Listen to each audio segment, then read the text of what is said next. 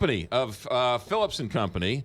Julie Buck, the newest member of the Big 550 KTRS. KTRS. Phillips and Company? I think we might have just broken a law or something. I don't know. But we'll see. I'm so glad to be here, you guys. I was busy dusting. She even brought her headphones. I know. I had to dig for these babies.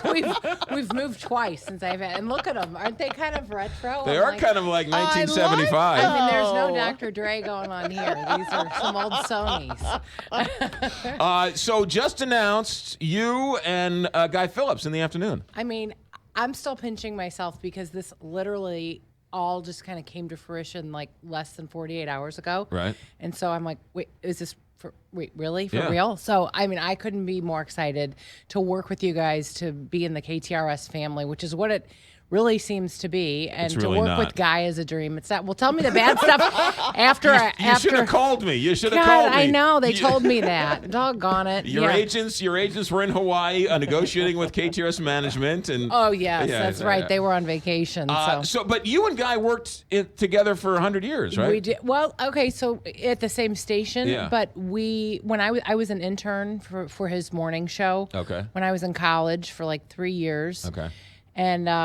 And then I ended up doing sports, sorta, as we called it, because I didn't really know what I was talking about. But I was like, hey, I'm 21 and I need a job. My dad's kicking me out of the house, Right. And this is what I love to do. And then I ended up going from his morning show to the afternoon show. Okay. And so, yes, we've worked together. So I know Guy. I know his, his sense of humor. It's crazy and fun, and that's what I love about him. And I can't wait to work with him. It's truly a pleasure. And I was his big fan since the first grade. I had an autographed Phillips and Wall mug that I took to school and showed my whole class. Do you still have it? I was asking you, do you still have it? Heck, I couldn't even find my headphones. So, I mean, it's just like one of those deals.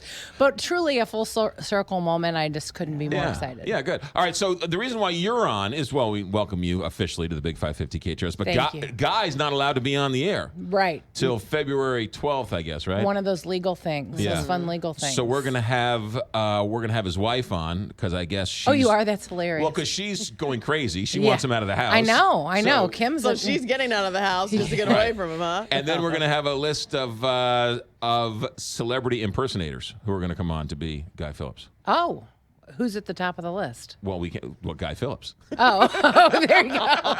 Okay. I'm with you now. We got a letter, cease and desist. We put his picture up on the website. You're kidding. And even the cartoon? The little emoji? Not the cartoon emoji? yet. The cartoon had to go through well, now legal. we just red flagged that, but that's okay. We will be getting that in a couple weeks. Yes. Yeah.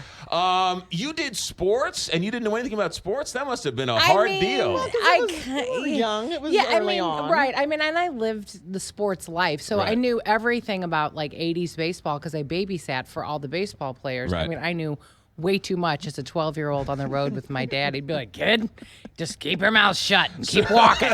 I was like, oh, God, okay. I'm like, but Mom, and she'd be like, don't talk about that. So your sportscasts were like, Ozzie Smith owes me $4 from babysitting last night, and no, hit a Ozzie always paid well. Okay. Yeah. Ozzie was always good. But no, I did. We had the Rams at the time. I heard you guys talking about the Rams this morning. Right. I guess people are still interested around here. I don't know why, but they are. I'm the little bitter. I'm with you, Kelly. Puzzles me. I know. It's crazy. So so I did that, and then it was more stuff like when there was nothing going on and we were talking about tennis. I mean, okay. I'm out. You also there's a little backstory here. You also did something just now, which I didn't know, which even you, when you quote your dad, do your dad's voice. Oh yeah, the kid thing. Yeah. Hey, Jack said to me, "Hey kid, how you doing?" Everybody does. Get in here, kid. You're not going out for 6 weeks, kid. That's what we got. Everybody does Jack, including the kids. I know, yeah. I mean, including his daughter. It's probably not real pretty, but I don't care. Yeah, it is what it is. He was royalty. He was the best.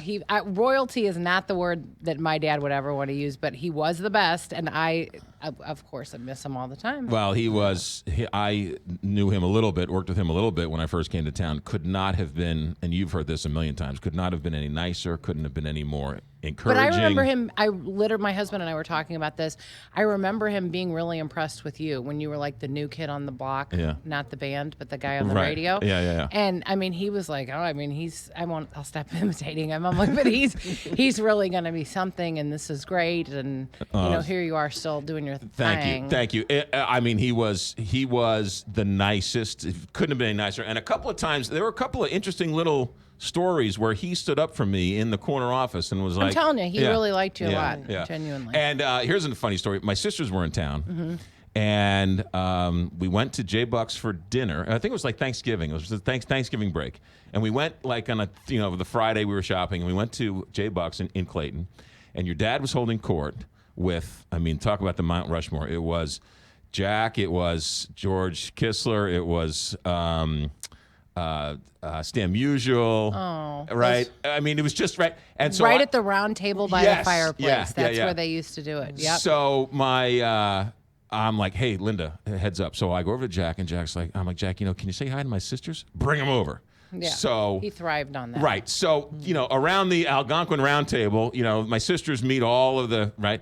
So we're walking out, and my sister, Linda, the oldest one, says, I remember Grandpa talking about all those guys. Yeah, right?